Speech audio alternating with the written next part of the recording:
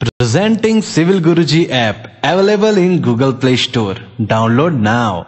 इसका पूरा का पूरा डेरिवेशन कैसे आता है, कैसे आपका डी स्क्वायर अपॉन में 162 निकल के आता है, इन चीजों के बारे में हम लोग जानेंगे आज की इस वीडियो में।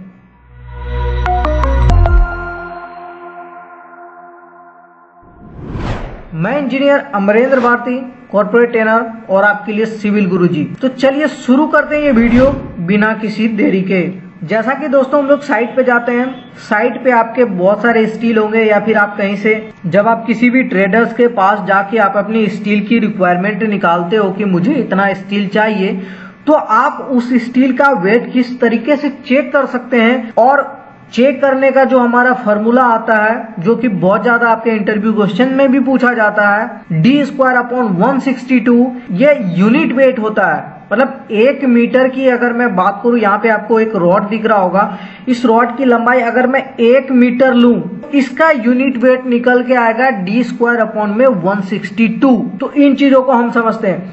जैसा यहाँ पे एग्जाम्पल में आपको दिख रहा होगा कि एक यहाँ पे आपको एक क्रॉस सेक्शन एरिया दिख रहा है, ये रॉड का एक क्रॉस सेक्शन एरिया होगा, ये टोटल इसका एरिया होगा और इसका हमारा 1 मीटर मैंने इसको लेंथ में ले लिया। अभी मैं 1 मीटर की बात कर रहा हूं। जो हमारा यूनिट वेट होता है, उस यूनिट वेट में मैं लेंथ इसकी कितना लेके चल रहा हूं, 1 मीटर।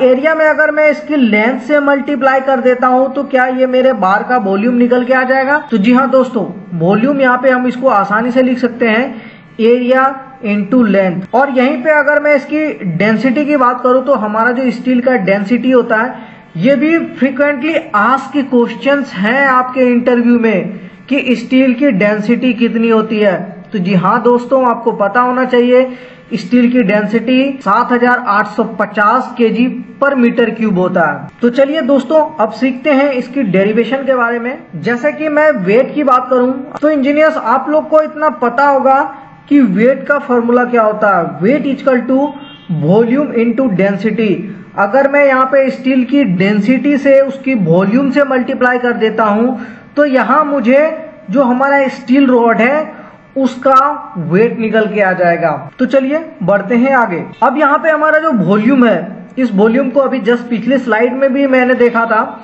कि वॉल्यूम में हम लोग क्या लिख सकते हैं, एरिया इंटू में लेंथ, और डेंसिटी को एज इट मैंने यहाँ पे रखा। नेक्स्ट है हमारा अब एरिया, जो हमारा क्रॉस सेक्शन है, अगर मैं ये मेरा सर्कुलर क्रॉस सेक्शन है, जो हमारा रॉड होता है, जो सरिया है हमारा, उसका सर्कुलर है। अब सर्कुलर के लिए इसका हमारा एरिया का फॉर्मूला क्या होता है, इंजीनियर्स आप सभी को पता होगा।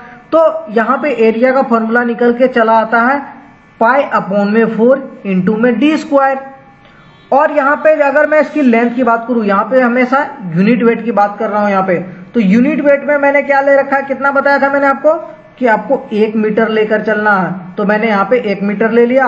और डेंसिटी आपको पता है दोस्तों, तो डेंसिटी हमारा कितना है, 7850 केजी पर मीटर क्यूब। अब इसकी सॉल्यूशन करूं तो जैसे पाई की वैल्यू आपको पता है 3.14 अपॉन में 4 इंटू में डी स्क्वायर। यहाँ पे मैं डी स्क्वायर इसलिए रख रहा हूं दोस्तों क्योंकि मुझे यही वैल्यू तो निकालनी है, डी स्क्वायर अपॉन में 162, जो हमारा वेट का फॉर्मूला होता है, यही चीज हमें डेरिवेट करना है। तो इस चीज को मैं एज इट रख रहा हूं।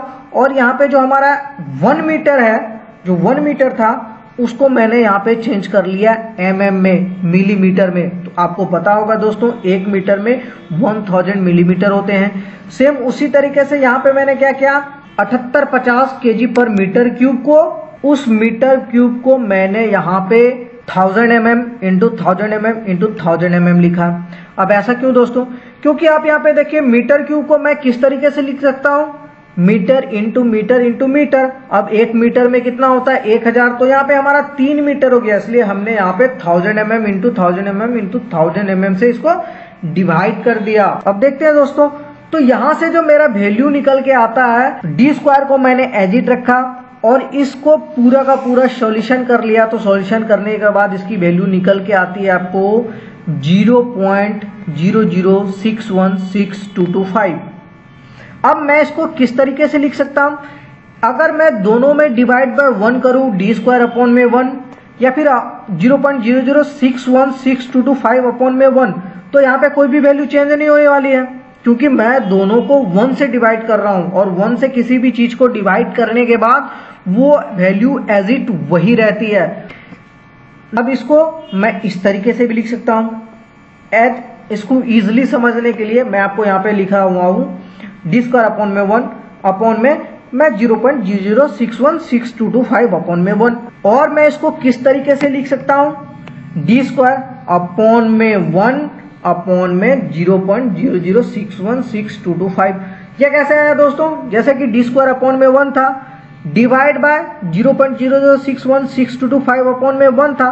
तो जब मैं इसको मल्टीप्लिकेशन में चेंज करूंगा तो ये इसको अपोजिट होके डी स्क्वायर अपॉन में 1 अपॉन में 0.0061622 आ जाता है।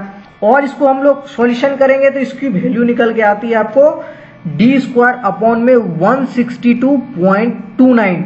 हम लोग इसको इजिली क्या लिख सकते हैं, अप्रोक्सीमेटली इक्वली में हम लोग इसी को बोलते हैं डी स्क्वायर अपॉन में 162। तो यहीं से हमारा निकल के चला आता है यूनिट वेट ऑफ बार। ये तो मैं यूनिट वेट की बात कर रहा हूं कि मेरा जो यूनिट वेट मतलब 1 मीटर लेंथ की अगर कोई भी बार आएगी तो उसका मेरा वेट कितना निकल के आएगा। तो यहाँ पे दोस्तों फॉर्मूला क्या हो गया, अगर मैं किसी भी एक स्टील बार की मैं बात करूं तो फॉर्मूला ऑफ स्टील बार क्या हो गया, डी स्क्वायर अपॉन में 162 इंटू में length of bar. Length of बार यहाँ पे मैं क्यों बात कर रहा हूं, क्योंकि हमारा जो बार की लेंथ आती है वो लगभग आपको 12 मीटर की आती है। तो अगर आप साइट पे गए, अगर आपको इंटरव्यू में किसी ने पूछ दिया कि हाँ सर आपके पास एक सरिया है जिसकी लेंथ 10 मीटर है, तो आप बताइए उसका किस तरीके से वेट निकालेंगे। इंजीनियर्स आपको ये नहीं बताना कि डी स्क्वायर अपॉन में 162, ये तो आपका यूनिट वेट हो गया। और वहां पे उसने क्या पूछा है 10 मीटर, तो वहां पे आपका जो यूनिट वेट होगा उसमें आपको 10 मीटर से मल्टीप्लाई करना होगा। नोट यहाँ पे मैंने लिख रखा है, ध्यान देने की बात क्या है, आपका जो डी स्क्वायर होगा मतलब जो डी की बात कर रही है डाया ऑफ बार, वो आपका हमेशा mm में होगा। जैसे 10 mm का है तो आपको 10 mm लिखना है और वहीं पे 162 वो एज इट रहेगा। और यहाँ पे जो लेंथ ऑफ बार की बात कर रहा हूँ, ये लेंथ ऑफ बार ऑलवेज आपका मीटर में रहेगा।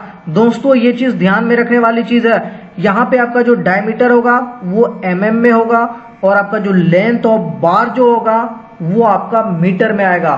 तो इस तरीके से आप इजिली कितने भी लेंथ का सरिया और किसी भी डाया का रहेगा तो आप आसानी से उसका वेट कैलकुलेट कर सकते हैं। तो दोस्तों आपके लिए एक क्वेश्चन है, अगर हमारे पास 16 mm का डायामीटर का सरिया है और उसकी लेंथ अगर मैं 8 मीटर रखा हूं, तो दोस्तों आप कमेंट बॉक्स में कमेंट करके बताइए इसका वेट कितना होने वाला है।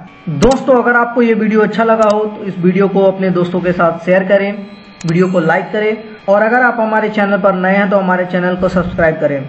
वीडियो देखने के लिए बहुत बहुत धन्यवाद। करना है कुछ खास तो चलो हमारे साथ सिविल की बात गुरुजी के साथ। मिलते हैं अगले वीडियो में, तब तक के लिए धन्यवाद। जय हिंद जय भारत।